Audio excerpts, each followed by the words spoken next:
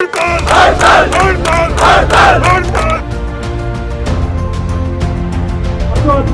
पहचानता जो हमारे साथ गद्दारी किया, पहले वाले किया 15 साल पछताया, ये करे है 5 साल पछताया।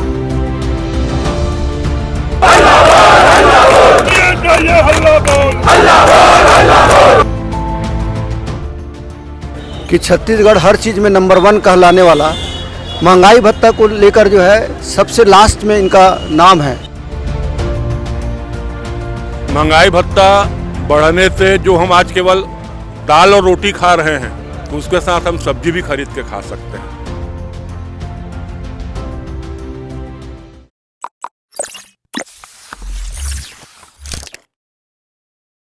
छत्तीसगढ़ में पिछले 5 दिनों से सारे सरकारी दफ्तर बंद थे। आप किसी भी छोटे या बड़े काम के लिए दफ्तर पहुंचेंगे तो वहां पर आपको कोई भी कर्मचारी अधिकारी नहीं मिलेगा। इसका कारण था वेतन भत्ता नहीं बढ़ना। लगातार छत्तीसगढ़ के 5.5 लाख कर्मचारी अधिकारी जो है धरना दे रहे हैं, सरकार से गुहार लगा रहे हैं कि जो वेतन भत्ता है वो केंद्र सरकार के बराबर 34% दिया जाए। हालांकि छत्तीसगढ़ में जो वेतन भत्ता मिलता है वो पूरे देश में सबसे कम है, यानी कि 22%।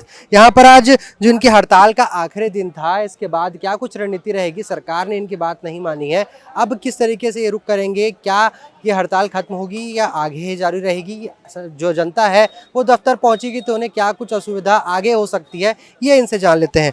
प्रदेश में अगर बात करें तो 22% आपका महंगाई भत्ता है, और देश की बात करें तो 34%, बाकी जगह कहीं 38% है, मगर पूरे देश में सबसे कम छत्तीसगढ़ में है। कैसे देखते हैं आप? यह बहुत दुर्भाग्य का विषय है कि छत्तीसगढ़ हर चीज़ में नंबर 1 कहलाने वाला, महंगाई भत्ता को लेकर जो है सबसे लास्ट में इनका नाम है। यह बड़ा दुर्भाग्य का विषय है। सरकार को इस दिशा में बहुत गंभीरता से चिंतन मनन करना चाहिए।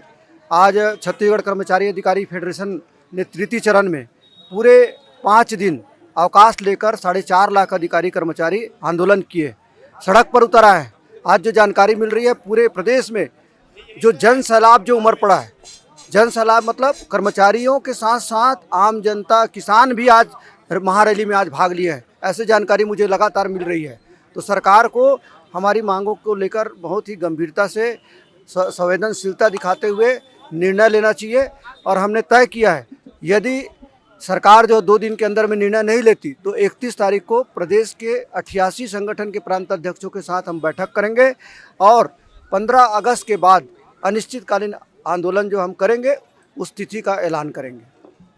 एक बात सामने आती है कि विधायकों का, मंत्रियों का, खुद मुख्यमंत्री का पैसा बढ़ जाता है, उनके वेतन भत्ते में वृद्धि हो जाती है, लेकिन आप लोगों को जो छोटी सी रकम है, छोटा सा परसेंटेज है, वो बढ़ाने में सरकार कहीं ना कहीं हिचकिचा रही है। मुझे समझ में नहीं आ रहा है, 21 साल में यह पहली बार हो रहा है। 21 साल में हम लगातार देख रहे हैं, हम लोग अन्य मुद्दों के लिए आंदोलन किए। कभी हमने जो महंगाई भत्ता है और एचआरए है, जो हमारा मौलिक अधिकार है, जो हमारा हक है, जो वेतन का हिस्सा है, उसके लिए हमको संघर्ष करना पड़ रहा है। यह समझ से परे है सर। माननीय मुख्यमंत्री जी को बहुत संवेदनशीलता के साथ में इसको अपने अधिकारियों के साथ में विचार विमर्श करना चाहिए और जो हमारे संगठन है उसके साथ में संवाद करना चाहिए। 22% है महंगाई भत्ता फिलहाल प्रदेश में। 34% अगर कर दिया जाता है तो आप लोगों को क्या क्या चीज़ों में सुविधा मिलेगी, क्या क्या फ़र्क पड़ेगा? महंगाई भत्ता बढ़ने से जो हम आज केवल दाल और रोटी खा रहे हैं, उसके साथ हम सब्जी भी खरीद के खा सकते हैं।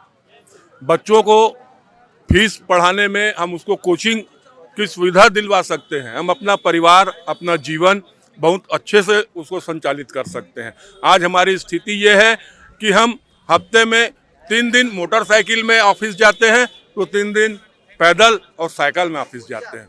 अपने शरीर को हम कष्ट दे रहे हैं, हमारा परिवार आज कष्ट में है। महंगाई भत्ता बढ़ने से हमारा कष्ट दूर होगा और महंगाई भत्ता हमारा अधिकार है, हमारा मौलिक अधिकार है।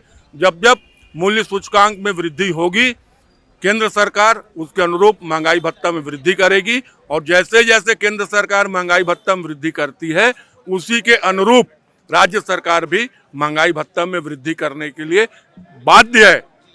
परंतु छत्तीसगढ़ सरकार आज जो है हिटलरशाही, तुगलकशाही रूप अपना करके हमें महंगाई भत्ता नहीं दे रही है। ये हम सबके लिए, छत्तीसगढ़ के कर्मचारियों के लिए दुर्भाग्यजनक स्थिति है। आपने ये इस बात का जिक्र किया, महंगाई बढ़ रही है देश में, तमाम सिलेंडर के दाम हो या पेट्रोल के दाम हो, खाने के चीज़ों में भी लगातार दूध दही में भी जीएसटी की बात आ रही है, सब चीज़ें बढ़ चुकी है।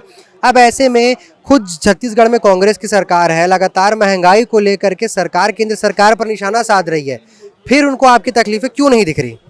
भाई, केंद्र सरकार महंगाई बढ़ा रही है तो अपने कर्मचारियों को महंगाई भत्ता भी समय समय पर दे रही है, परंतु राज्य सरकार उसके अनुरूप हमको महंगाई भत्ता नहीं दे रही है। महंगाई का सीधा भार एक आम कर्मचारियों पे आज की तारीख में पड़ रहा है। एक चीज़ें धरने के दौरान आप लोगों ने अभी एक बात कही कि जो अधिकारी हैं मुख्यमंत्री के आसपास रहते हैं, जिनको ये बात पहुंचानी चाहिए, उन्हें पूरा मिल रहा है महंगाई भत्ता, इसी वजह से वो बात पहुंचानी है क्योंकि उन्हें तकलीफ नहीं है।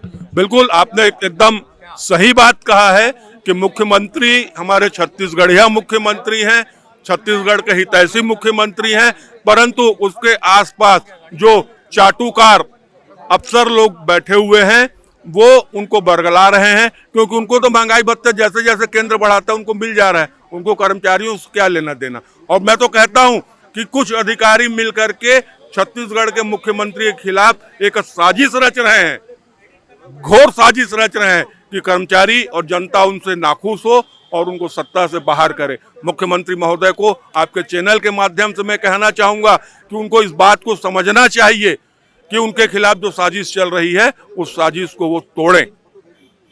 तो आपने देखा किस तरीके से इनके प्रति आक्रोश है कि जो महंगाई भत्ता बढ़ रहा है वो जो केंद्र सरकार ने बढ़ा दिया है वो अब प्रदेश सरकार भी बढ़ा दे। लगातार इस तरीके से धरना दे रहे हैं ये लोग। हमारे साथ और भी बाकी जो कर्मचारी संगठन के लोग हैं उनसे बात करते हैं।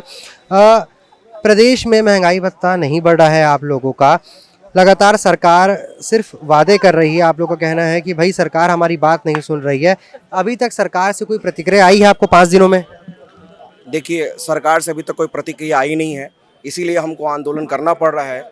हमने पहले ही 29 मई को हमने घोषणा किया हुआ था 4 चरण का आंदोलन का। 2 चरण हो चुके थे, 25 से लेकर 29 जुलाई का हमारा तृतीय चरण का आंदोलन था। आज अंतिम दिन था, लेकिन अभी तक शासन की ओर से कोई प्रतिक्रिया आया नहीं है। अब हमें अनिश्चितकालीन के लिए हमें बाध्य होना पड़ेगा। इसके लिए फेडरेशन के साथ जितने 88 मान्यता प्राप्त संगठन हैं ये सब बैठेंगे, एक साथ बैठकर वहाँ फेडरेशन का निर्णय होगा कि आगे हमें अनिश्चितकालीन किस तारीख से हमें करना है। तो आपने देखा किस तरीके से 15 अगस्त के बाद कुछ रणनीति बनेगी और 15 अगस्त के बाद प्रदेश भर के जो कर्मचारी अधिकारी हैं, यानी कि 5.5 लाख कर्मचारी अधिकारी और भी बाकी जो लोग हैं इनके साथ जुड़ेंगे और प्रदेश भर में धरने का आह्वान करेंगे। अगर सरकार इनकी बात नहीं सुनती है तो इनका साफ कहना है कि आगे अनिश्चितकालीन हड़ताल हो सकती है, जिससे जनता को भी काफ़ी तकलीफ होगी। हालांकि जनता ने इन बीते 5 दिनों में तकलीफ़ों को झेल लिया है। जिस तरीके से अलग अलग दफ्तर पर तक पहुंचेंगे, दफ्तरों में जा कर के जो काम ठप पड़ा था उसकी वजह से जनता को भी कई सारी तकलीफ़ों का सामना करना पड़ता है। लगातार आपको खबरों से अपडेट रखते रहेंगे। तोपचन.com पर कैमरा पर्सन मनोज मानिकपुरी के साथ स्नेहिल सराफ, रायपुर।